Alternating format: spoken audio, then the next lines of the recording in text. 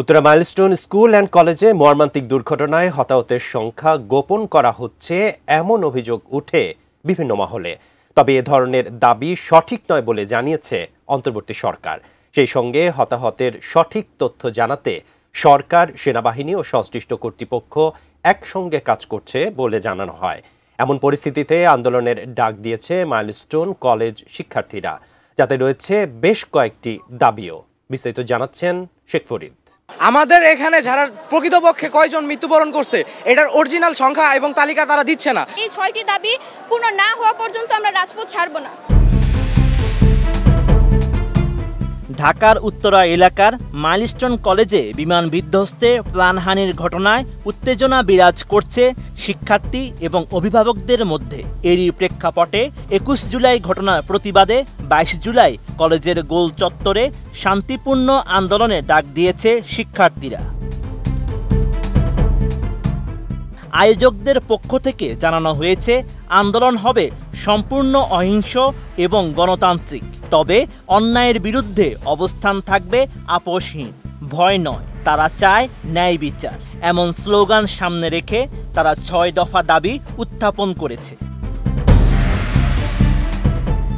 শিক্ষার্থীদের উত্থাপিত ৬টি দাবির মধ্যে রয়েছে দুর্ঘটনায় নিহতদের সঠিক নাম ও পরিচয় প্রকাশ করতে হবে, আহতদের নির্ভুল ও পূর্ণাঙ্গ তালিকা প্রকাশ করতে হবে, ঘটনাস্থলে শিক্ষকদের গায়ে সেনা সদস্যদের হাত তোলার অভিযোগে নিঃশর্ত প্রকাশ্যে ক্ষমা চাইতে হবে। এখানে আমরা ৬টা দাবি নিয়ে আসছি, আমি দাবিগুলোতে আপনাদেরকে পড়ে শোনাচ্ছি। আমাদের প্রথম দাবি, শহীদদের সঠিক নাম ও তথ্য প্রকাশ করতে হবে। আমাদের দ্বিতীয় দাবি হচ্ছে আহতদের সম্পূর্ণ নির্ভুল তালিকা প্রকাশ করতে হবে। তৃতীয় দাবি হচ্ছে শিক্ষক ও ছাত্রদের, আমাদের ভাইদের উপরে যে সেনাবাহিনী যে হামলা করেছে সেই হামলার আমরা প্রতিবাদ জানাই এবং সেনাবাহিনীকে নিঃশর্তভাবে এটার ক্ষমা চাইতে হবে। তারপরে আমাদের ৪ নম্বর দাবি হচ্ছে নিহত প্রতিটি পরিবারকে বিমান বাহিনীর পক্ষ থেকে অবশ্যই সহযোগিতা করতে হবে। আমাদের পঞ্চম দাবি হচ্ছে সেনাবাহিনীর ব্যবহৃত ঝুঁকিপূর্ণ পুরনো প্লেনগুলো বাতিল করে আধুনিক প্লেন আনতে হবে। যেহেতু আমরা জানতে পেরেছি যে তারা যে বিমানটি ব্যবহার করেছে সেটি অনেক পুরনো ছিল, সোভিয়েত ইউনিয়নের আমলের ছিল, সেটা আমরা জানতে পেরেছি। তো এগুলাকে বাদ দিয়ে নতুন প্লেন নিতে হবে। তারপর আমাদের ৬ নম্বর দাবি হচ্ছে বিমান বাহিনীর প্রশিক্ষণ পদ্ধতি ও প্রশিক্ষণ কেন্দ্র পরিবর্তন করে মানবিক ও নিরাপদ ব্যবস্থা এটাকে প্রশিক্ষণ করতে হবে। আমাদের এই ৬টি দাবি পূর্ণ না হওয়া পর্যন্ত আমরা রাজপথ ছাড়ব না। আমাদের এখানে যারা প্রকৃতপক্ষে কয়জন মৃত্যুবরণ করছে এটার অরিজিনাল সংখ্যা এবং তালিকা তারা দিচ্ছে না। তারা এমনকি এটা প্রকাশ করার জন্য যারা চাইছিল, যে স্যাররা চাইছিল, সেই স্যারদের গায়ে হাত দিছে আমাদের, আবার ৩টা স্টুডেন্টেরও মারছে। জেনেক্সে শিফট করো, লাইফকে লিফট করো। নিহত প্রত্যেক শিক্ষার্থীর পরিবারকে বিমান বাহিনীর পক্ষ থেকে ক্ষতিপূরণ দিতে হবে। বিমান বাহিনীর ব্যবহৃত পুরনো ও ঝুঁকিপূর্ণ বিমান বাতিল করে নতুন ও নিরাপদ প্লেন চালু করতে হবে। বিমান বাহিনীর প্রশিক্ষণ ব্যবস্থা ও প্রশিক্ষণ এলাকা মানবিক ও নিরাপদভাবে পুনর্বিন্যাস করতে হবে।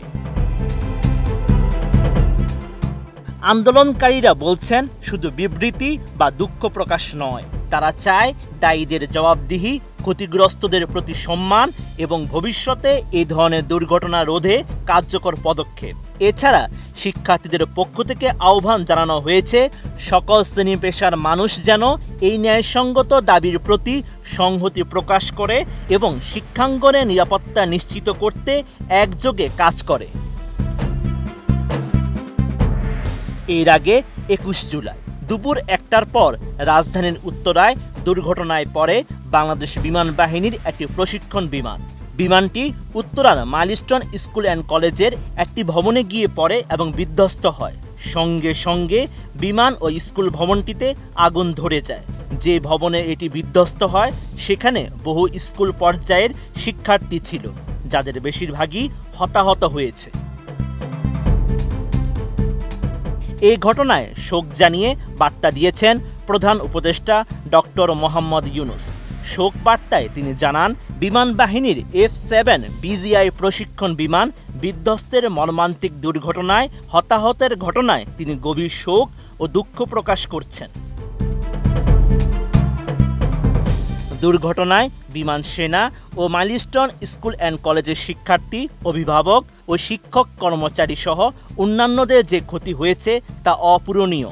জাতির জন্য এটি একটি গভীর বেদনার মুহূর্ত। Sheikh Farid, ATN news.